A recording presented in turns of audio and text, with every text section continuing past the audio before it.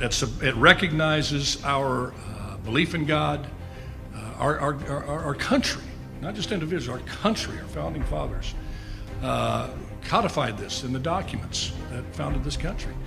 Our reliance, our belief in God, and our reliance upon God. Of that, there's just no debate on that. You may like it, may not like it.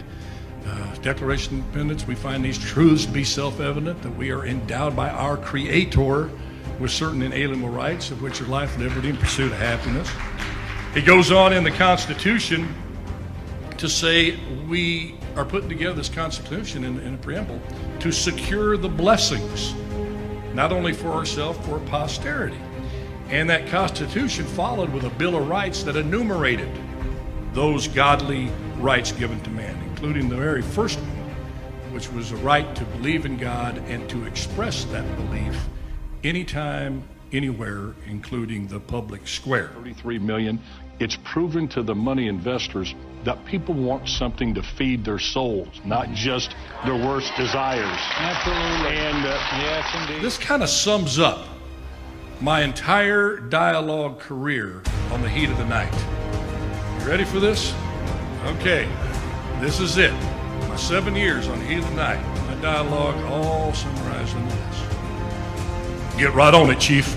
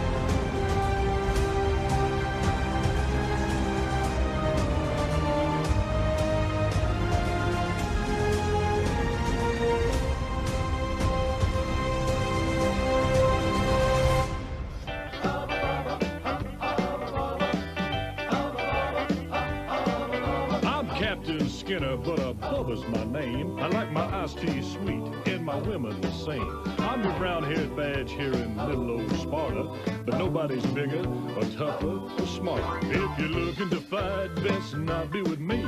Gonna be held tight, well now we'll just see. You never know in the heat of the night on TNT. Heat of the night on TNT. Now I don't put on any airs, but then I ain't no slob. Just a redneck boy with a blue-collar job. The ladies I date, they gonna have 'em some fun, 'cause I'm a big hunk of crime fighting son of a gun. So if you're looking to fight, come on up in the ring. You wanna be held tight, just about anything can happen in the heat of the night on TNT.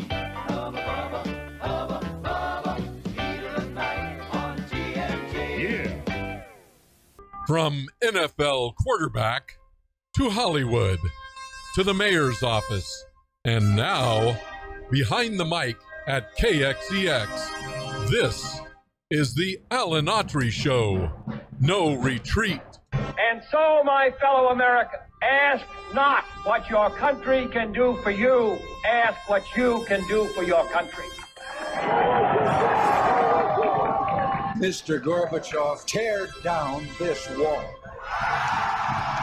What the hell's going on out here? Everybody's grabbing out there. Nobody. That the only thing we have to fear is fear itself. Today, I consider myself the luckiest man on the face of the earth. I'm not fearing any man. Mine eyes have seen the glory of the coming of the Lord. So, 5 seconds left in the game. Do you believe in miracles? Yes! Unbelievable. Free at last! Free at last! Thank Almighty!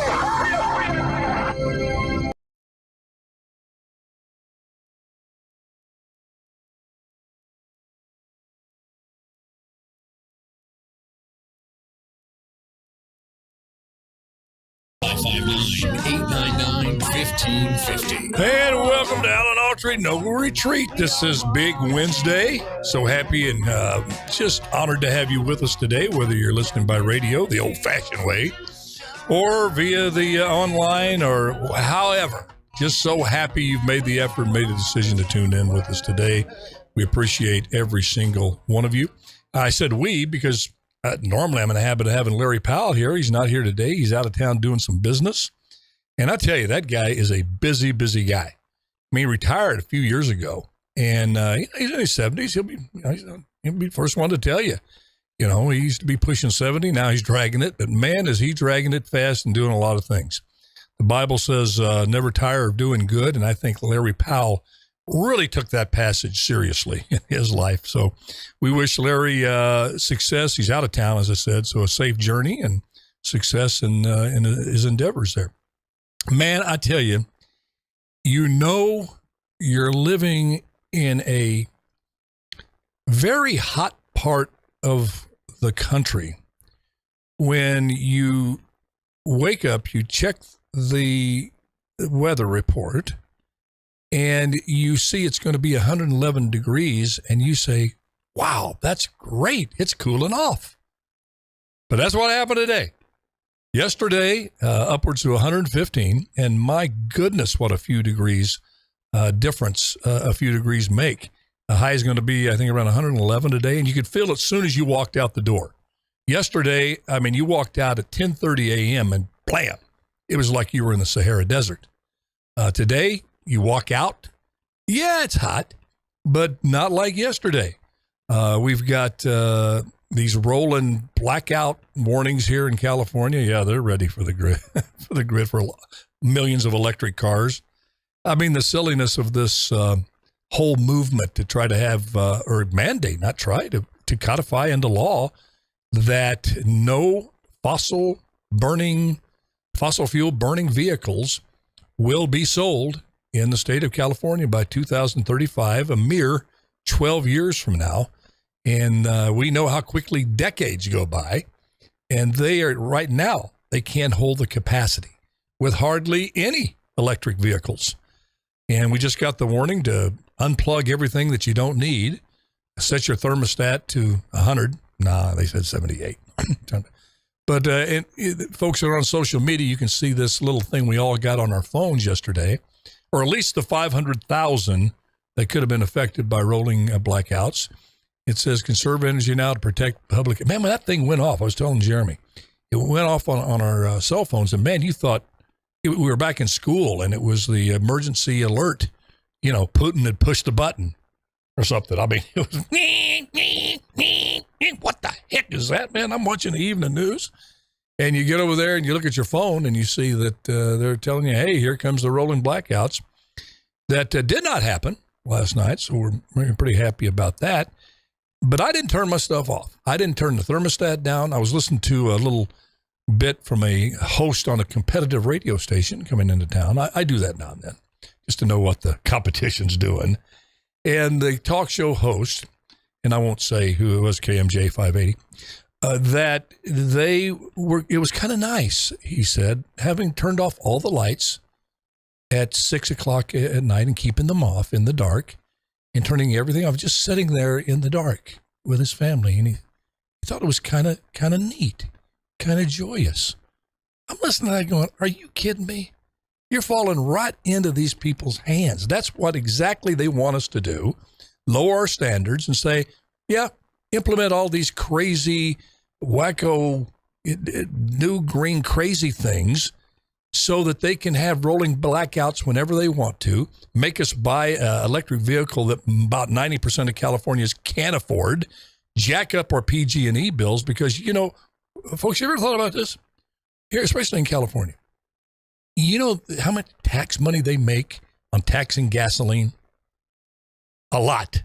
And it's supposed to go to our roads. Now, they hijack it and spend it for things, millions and millions and millions and millions of dollars that are taxed. When the price of gasoline goes up, they get more money to the roads. Have you seen the roads lately? The freeways? I don't know where that money went, but it sure didn't go to roads. But when that goes away, you got all the electrical vehicles there. That's all you can own. That's the only thing you can legally put out on the road. Where are you going to get the money to repair the roads? You ever thought about that? Where are you going to get the money to do that? We know it's a rhetorical question. They're going to tax the crap out of electricity. You think your PG&E bill is high now, which it is. It's just absolutely crushing the budgets of people in California, especially those on fixed income. But that's where they're going to go. You're going to see they haven't thought this thing out by any stretch of the imagination. And I just find it ironic. Do we have the mayor of LA's little quote there? Again, those on radio won't see this, but those on social media will. Mayor of LA, Mr. Garcetti there. Well, it's September 2020, the tweet. September 6, 2020, he tweets, well, it's almost 3 p.m. Time to turn off major appliances, set the thermostat to 78 degrees, or use a fan instead. Turn off excess lights and unplug any appliances you're not using, like your refrigerator. We need every Californian to help conserve energy. Please do your part. Hashtag Flex Alert. Well, Mayor, dadgummit, I was sitting at mayor's office, and I've fought a lot with the state and federal government because they control so much at the local level. Why don't you have the guts to tell the state and federal government, hey, do your part. Do your part and start expanding the grid in a way that we can see, so we can get on board. Those that would like to get on board saying, all right, I don't like to be told what car to drive, but at least they're making common sense decisions like expanding the capacity of the grid. My goodness, they won't do what they did with the water supply. They won't leave the same infrastructure that was made in the 50s and early 60s. Can't get together to expand it while the state basically dries up and blows away, because you've got all these politicians that can't increase water supplies because it might injure a delta smelt. Surely they won't do that with the energy grid, with the grid. They're smart enough not to make that mistake. You know, water and energy, the two big things you need in order to survive and thrive, that any economy that is functioning at a level to serve its people need energy and water. And we've already screwed up the water thing. I don't know what it takes about 10, 15 years to build a dam. If they decided tomorrow, okay, we're going to build Temperance Flat Dam here in California, which would solve a lot of the Central Valley water problems. Let's get started on that. You're talking 10, 15 years to build this thing. Should have done that decades ago. So I didn't. They want us. I wish the whole thing would black out so we could see, people could wake up, and realize where these leaders in California are taking us. Everybody, listen, I'm all for green energy, but not to the expense of destroying an economy that our kids and grandkids are going to suffer under. And that's where you're heading with these crazy, ill thought out policies that you can have every vehicle in California be electric by the year 2035, right around the corner, and not expand the capacity of the grid that can't handle what, because they sent out the report, the request. Basically, it was a demand, because that's the next step will be, hey, we're asking you to do this. And California historically says, all right, the next step, we're going to make you do it. Remember the COVID stuff? Well, same thing with the electric cars. They said, please refrain from plugging your electric car in.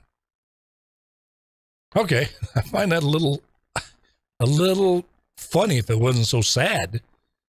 To get electric cars, but don't plug it in. So then they got you right where they want you. Complete control of your ability to be mobile in this state. They don't want you getting in and going to see your aunt in Arizona. Boom, rolling blackout. Your battery's going to get you probably as far as Barstow if you're lucky. There's not going to be, they're going to shut down all, well, I'll just plug in there at that gas station in Barstow. No, they have control of the grid. They can pick what area of this state they want to black out. A lot of people, Jeremy, don't understand that. They really don't. Yeah, they can't shut down service stations with a flip of a switch. You can still go into Chevron, Shell, Johnny Quick, whatever, fill your gas, whenever you want to. The state cannot flip a switch and shut those sources of fuel for your transportation down. But when we're all in electrical vehicles, they sit back there on their throne and they want to punish a region politically because they didn't vote correctly. Oh, luck of the draw.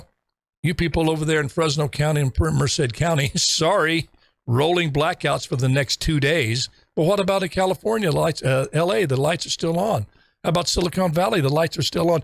It just worked out that way. Remember when you go into the voting booth next time, You don't think that's where they're heading? If you don't believe that's where they're heading, and believe me, sometimes I wish I didn't know what I know, but after 8 years as mayor, I spent a lot of time in Sacramento, a lot of time in Washington. I was elected to the Conference of Mayors Advisory Board, National Advisory Boards, mayor in Fresno. Spent a lot of time in private meetings, bipartisan folks there. I spent almost an hour in a limousine alone with George Bush. Spent several meetings with Senator Feinstein. I'm not dropping names. I'm just telling you what I'm saying is not just coming from my gut feeling. I know how these people operate, the culture that's there. And in Sacramento, you would not believe the short-sightedness that's at play in that city, our elected officials. And this state is basically a one-party system now. And this one party has not given one thought in terms of the consequences. In many cases, the costly, deleterious consequences of the policies that they're proposing. We all want to get there to as, I'm one of those all above guys in terms of energy. Sure, whatever can run on renewable, let's do that. Certain things can't. I just don't think you're going to come up with the solar powered airplane. I just don't think that's feasible. Most scientists believe that to be true as well. It's just certain things that are going to require a certain amount of fossil fuel right now. We find a new source of energy to replace fossil fuel that can fly an airplane, that can keep lights on. Then I'm all for it. But science has not really discovered that yet. We haven't discovered it. But I want to tip my hat to Governor Newsom on one thing, and I know people, what? Yeah, listen, when somebody does something, even if I agree with the last 15 things that they did or said, on the 16th one, if they say something I agree with or do something I agree with, I have no fear of saying, okay, the last 15, I adamantly disagree. I've called you out on this show.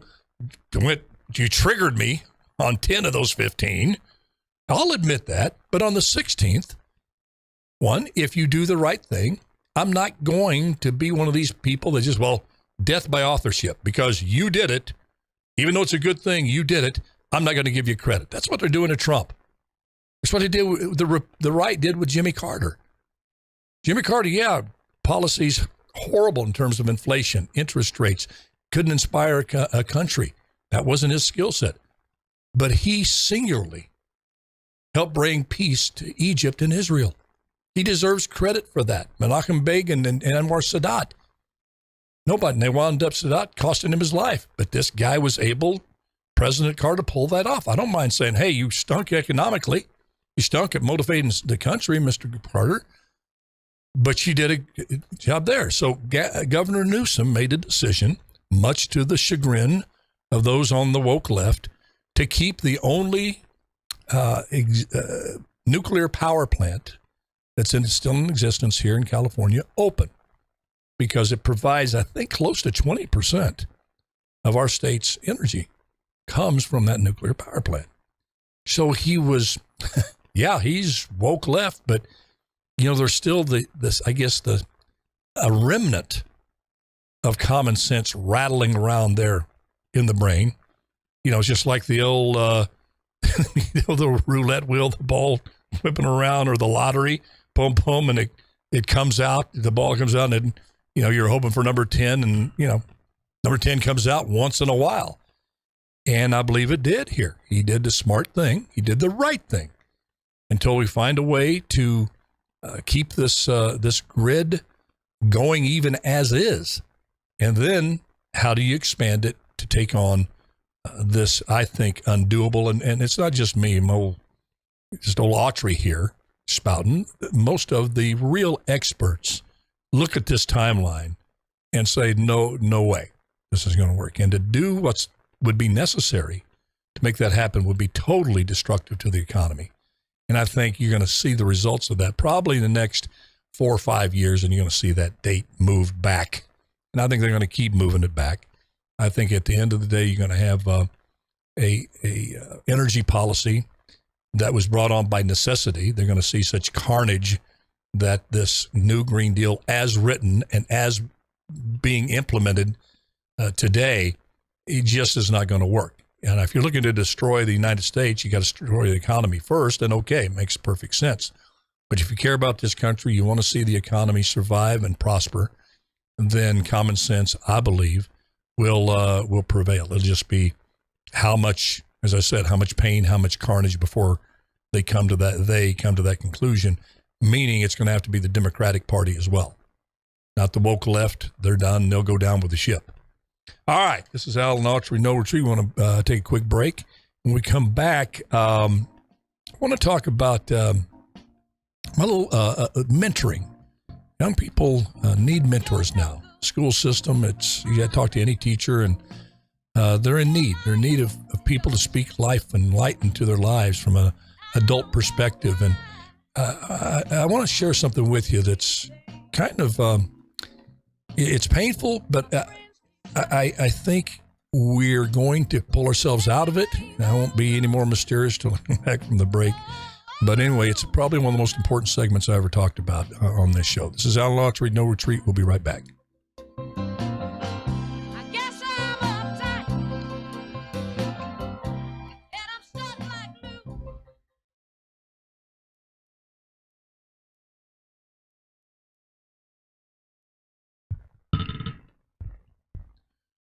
Oh, man.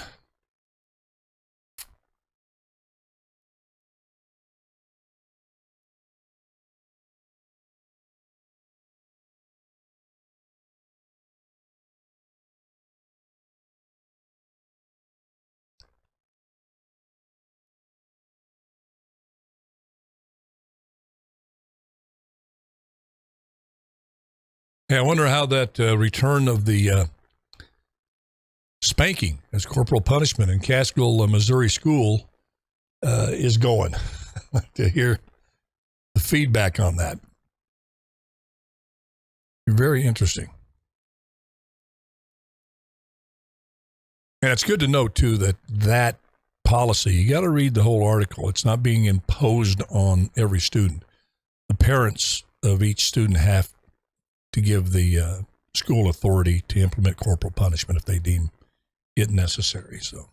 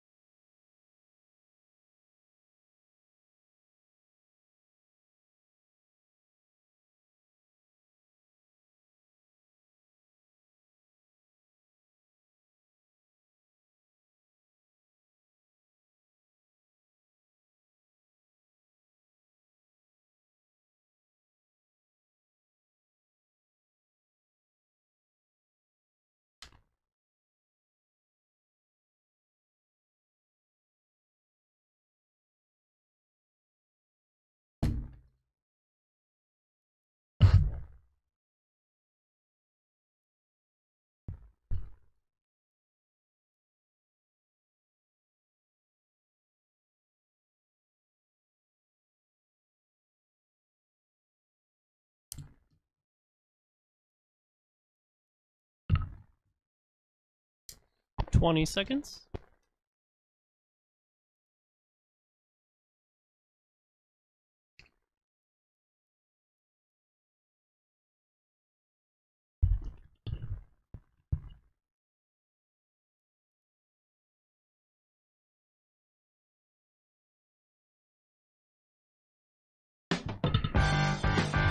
You're listening to the Alan Autry Show on the best talk in town. Talk Radio 1550 KXEX. Call Alan now, 559-899-1550. And welcome back to Alan Autry No Retreat.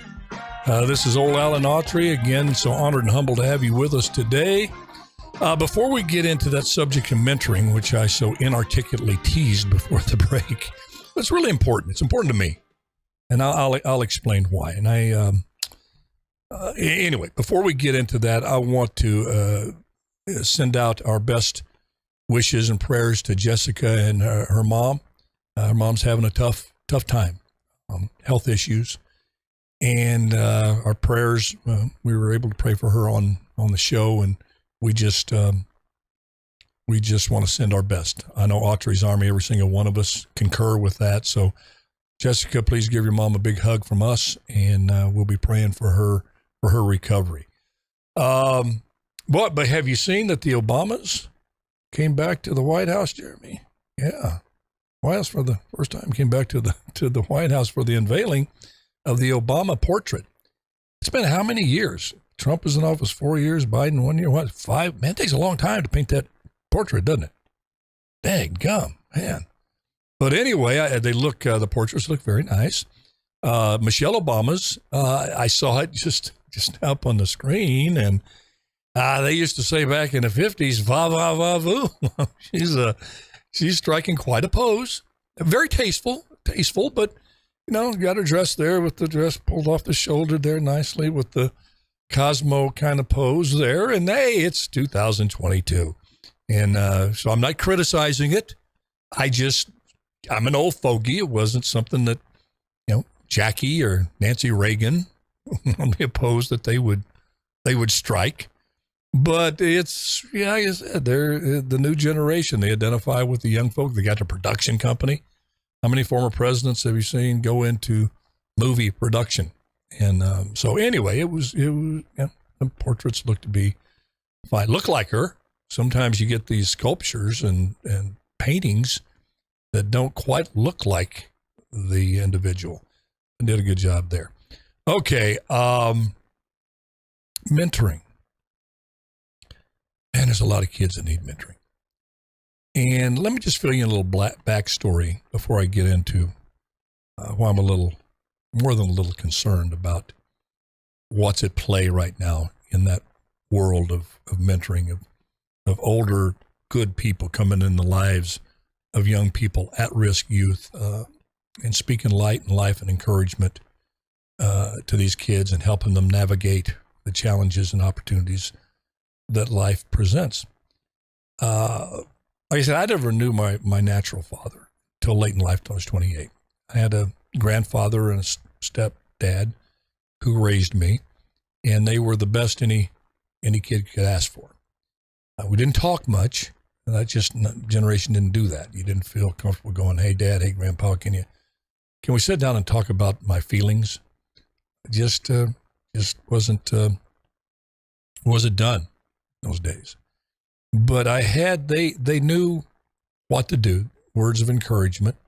And I grew up with a healthy feeling in my heart and in my mind about life. I had challenges, absolutely, and I'm putting that in my book.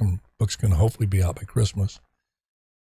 But I moved 6 times in 5 years, and I would not wish being the new kid in school on anybody one time if they're wired anywhere near like I was wired.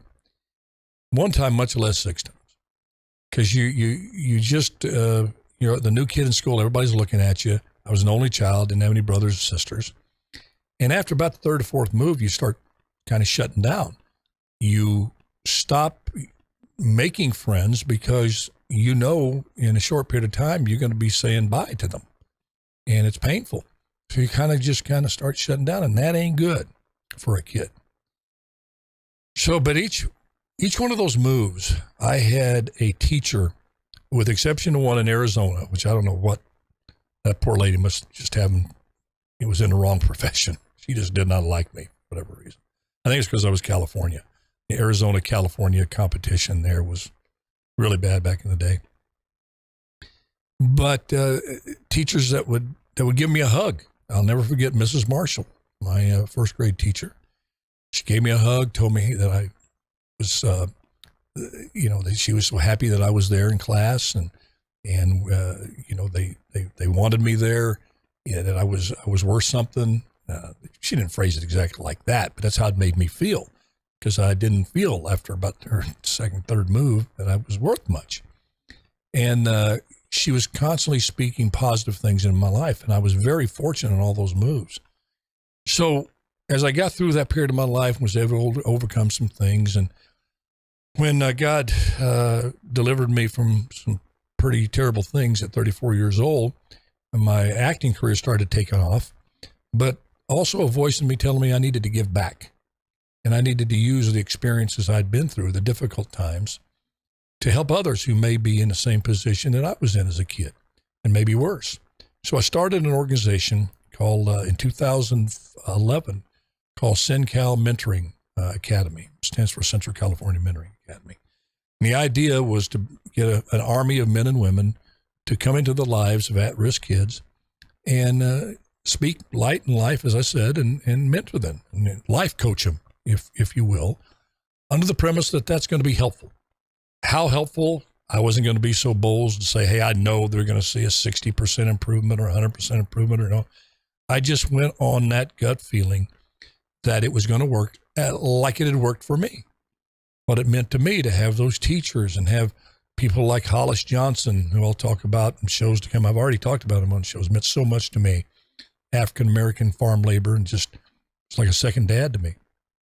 So I went to Larry Powell and said, Larry, I got this idea. I'm going to be one of the mentors. And I was going from series to series then, but I knew God wanted me to make room on my plate for this mission, this ministry in life. And he got behind it, and he seeded it, gave it a little bit of startup money. He was able to bring 5 buddies on board. And we started out at Violet Hines School here in Fresno, which is the continuation school for the whole county. Some of the toughest of the tough kids. And most of these kids, the demographic was, and we had the data, we were able to gather the data after several years there. And there was a demographic that emerged that was, they all pretty much shared, or the majority, over 90%, shared some of these same qualities, one of which over 90% were fatherless. Over 89% had addiction issues.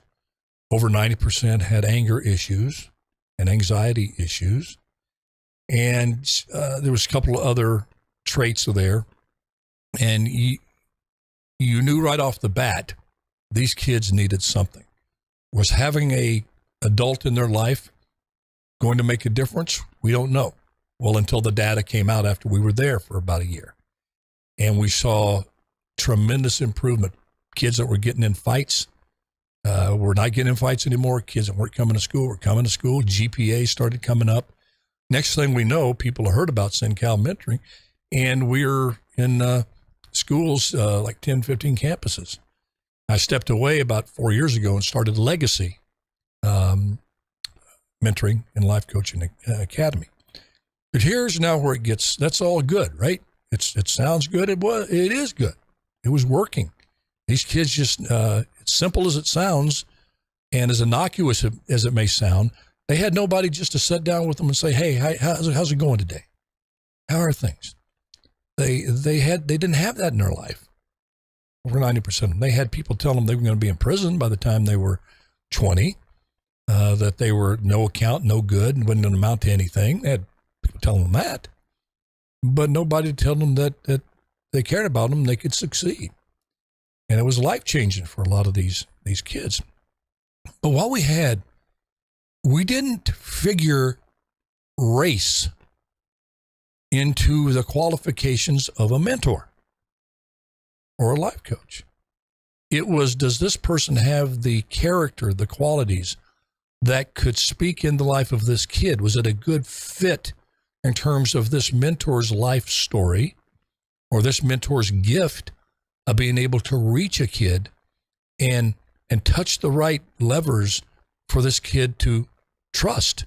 Because you find out quick, the kids won't trust you. They don't care what you say until they they know that you care about them, then they'll care about what you say. And it's a tough journey because these kids have been hurt, they've been betrayed, trust has been lost many times in their life, many times by people very close to them, family members. So to build that trust, you had mentors that were very gifted at that. We had at doing that, building that trust. And it didn't matter if that mentor was black, white, Hispanic, and that kid was black, white, or Hispanic. We didn't match them because of race. We matched them because of things that matter. Okay? So we had black mentors mentoring white kids, Hispanic kids, mentors mentoring black kids, mixed all over the board, and it worked. You saw great progress with these kids, with the good mentor with a kid. Well, then George Floyd had happened. And people who suddenly, we were going towards it, I started Legacy because I wanted to keep this going. Even though I was doing the movies, I wanted to keep this ministry going because I thought it was God's will for my life to do so. I started running into things. And the big thing that I ran into was you sit down with representatives from schools and districts, and this is a common thing that I heard. Several schools was, we love your program. We see that it works. And all the data is just amazing. We know you're changing lives with us. You've been around for 10 years, but we have to make sure that black mentors mentor black kids and Hispanic mentors mentor Hispanic kids. They said this. And I remember when I first started, I was kind of taken back. And I said, well, what is your purpose behind that? And they said, well, the George Floyd and Black Lives Matter movement, it has caused this. We feel that that's the only type of mentor that can speak to a black kid is another black person, or to a Hispanic kid, another Hispanic person, or a white kid with a white mentor with a white kid. Well, that it just fundamentally did not sit well with me. I said, well, I couldn't disagree more. By my own life experience, like I said, Hollis Johnson, a black farm laborer, helped get me through so many difficult times in my life between the ages of 14 and 17. It didn't matter what color he was. He happened to be a really large black man who spoke to my heart. He knew how to get to me. And to say that, man, he spoke bad stuff to me. I wish he was white. It just does not make sense to me. And you look down through course of some of the relationships of a mentor to a young person, and it just doesn't hold up, this same race requirement. I mean, you go back and you look at, John Wooden and Lou Alcindor, who became Kareem Abdul-Jabbar. He was a white coach whom Kareem Abdul-Jabbar says to this day made the biggest impact on his life of anyone, including his parents. And he was a small, not boisterous, old white guy. And he was Christian on top of that. Kareem Abdul-Jabbar became Muslim. Okay? Yet the friendship with John Wooden, an old white Christian man, not only remained throughout his life, it increased in how close they got to one another. If you listen to the people today, John Wooden would not be allowed 20 feet from a struggling young player like Lou Alcindor, Kareem Abdul-Jabbar. You look at Mike Tyson. Mike Tyson talks with reverence about a fella by the name of Cus D'Amato. Old Christian white guy. Mike had some issues. Mike still has issues. Mike will be the first one to tell you he had issues. He said Cus D'Amato not only taught him how to fight, he taught him how to believe in himself as a person. He watched out for Mike. When Cus D'Amato died, Mike Tyson will tell you that's when he went off the rails. Now, who came in to try to fill that void was Don King. Everybody thinks, well, that's fine. You got a black man now rightfully mentoring a young black kid. So things should be great for Mike Tyson, right? You got rid of that old evil Cus D'Amato. Now you've got a black man who only black people know the black journey. Otherwise, you can't, if you're white, you cannot help this kid, cannot relate to you at all. So the thesis from Harvard says. But real life tells a different story. Because life isn't a thesis. It's about real things that happen. Real things, real matters of the heart. Reality.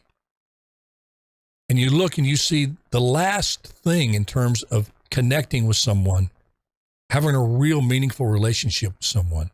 The race of that individual is so far down the list, it doesn't even register in matters of the heart. Ask anyone who's in an interracial marriage. Okay? I saw an incident which brought this back to me big time when I said I want to share this on the show. Happened at watching a football game over the weekend.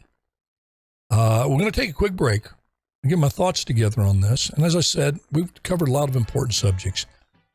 But I don't think, I'm going to say it, I don't think there's anyone more important, a subject more important than this one about relations, young people with other young people, and this onslaught of hate and racism is critical. That's why I hate critical race theory so much, that you have this system trying to tell kids, if you're black or white, you have no value to bring into each other's life. Because you're white and you're black, you have no value to one another. That's not only bad policy, that's just downright evil. We'll be right back.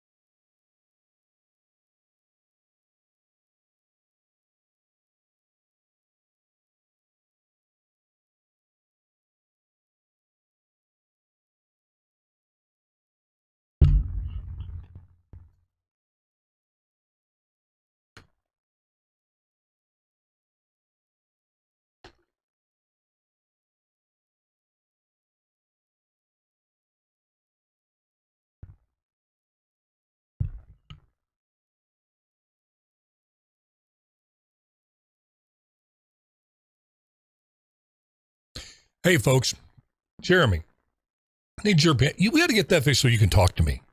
Ask Guillermo if we can do that. People need to hear that voice of yours. Talk about mentoring. He is 27 years old. You had to think about that. I forget now. I purposely forget the age. Yeah, we got to get that. I was thinking, what is the proper protocol when, like, you've probably been in this situation. It happened to me the other day in a grocery store. I'm pushing the cart along. I run into somebody that I know pretty well. Not one of my best friends, but a friend. We stop. We talk for about 4 or 5 minutes. Hey, you have a good one? Yeah. Alan, you have a good one? Yeah, Joe, you have a good one? Let me go off and do the rest of our shopping. Then you turn the corner and you run into each other again.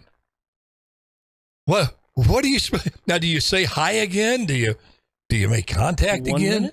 It's awkward, man. Just, I like, is there a protocol for that? I always give them I always like avoid and look like up at the top shelf that I've seen something that I really want, that I just totally put the blinders on, which is bad, disingenuous. I don't know what you do on that. It is an awkward moment, You got no suggestion on that. Well, I couldn't hear you if you told me because we don't have the capability. I just kind of raised my hand and nod. Have you been there though? Have you been there? Awkward. Right? It's awkward. It's very awkward. Because you don't want to just ignore them completely. You got to come rather than a full-fledged conversation, which you don't want to get in another one of those because you can't. You just maybe a little eyebrow. 5 seconds. I always have my funny, not so funny things. Hey, I just talked to a guy who looked just like you for 5 minutes. You're listening to the Alan Autry Show on the best talk in town. Talk Radio 1550 KXEX. Call Alan now. 559-899-1550. And welcome back to Alan Autry No Retreat. We're talking about this race matching only, that you have to be the same race as someone you're trying to mentor or help. That black folk can only help black folk with advice and encouragement through life, and only white people can help white people through life with good advice and encouragement, and only brown Hispanic people can help, and Asian, so on and so forth. You got to, by all means, you got to stay in your racial lane. You get out of your racial lane, you're going to cause bad stuff to happen, which is totally untrue, yet it's coming at us full speed. I've ran into it, if you've been listening to the show, with the school systems and where they're buying this post-George Floyd thing that, you know, and before I get into, we're running out of time here, I just want to put this in your mind to think about. If Derek Chauvin would have been black and had his knee on George Floyd, would it have been less evil? Would it have been less egregious?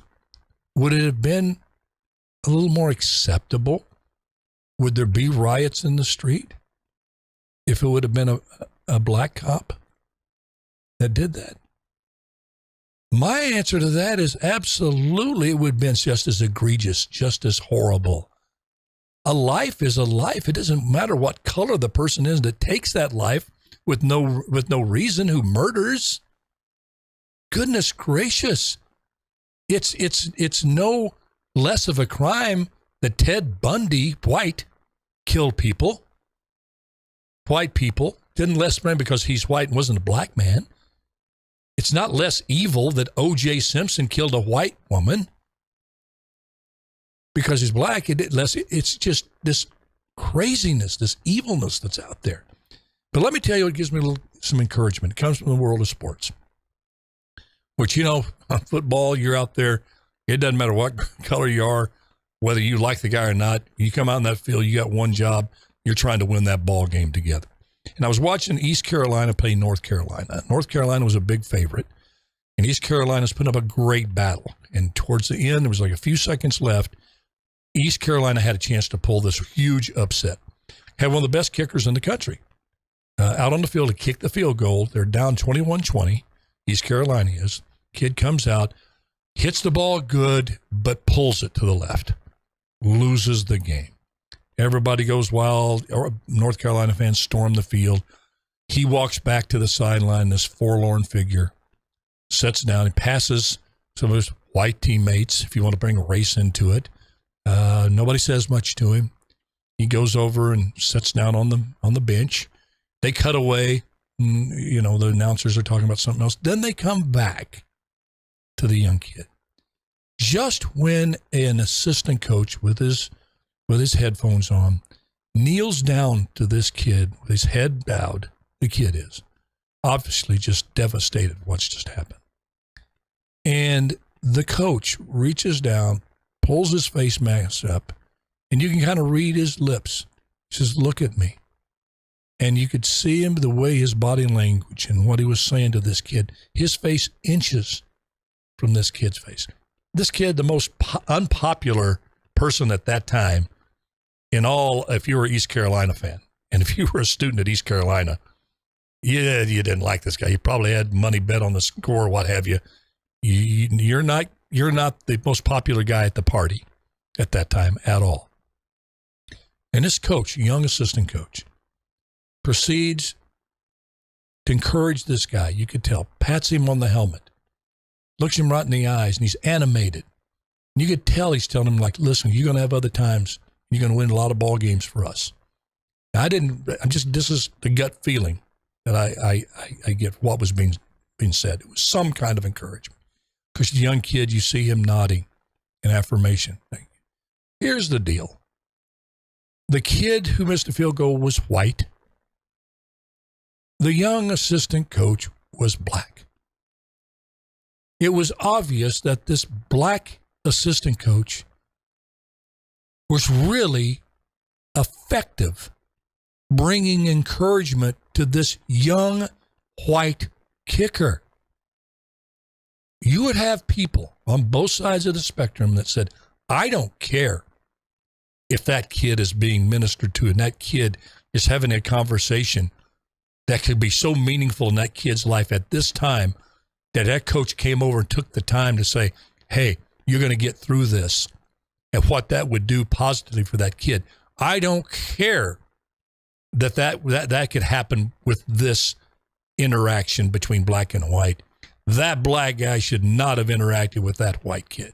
You say, oh, nobody thinks like that, Alan. You want to take a moment to think about that. When you have critical race theory saying that everyone born white kid is evil, is the oppressor, and every born black is oppressed, and you're having separate graduations, this whole separate thing, separate black from white, everything that Martin Luther King railed against till his dying breath is now part of policy that's to be adhered to and championed, and saying this is the way to go for a healthy America. Divide our races. You don't go into business with a white person, or you don't go into business with a black person. You don't go into it. All has to be groups to do anything, even console a kid on the sidelines. And I that is so foreign to me. And I try to find a better word.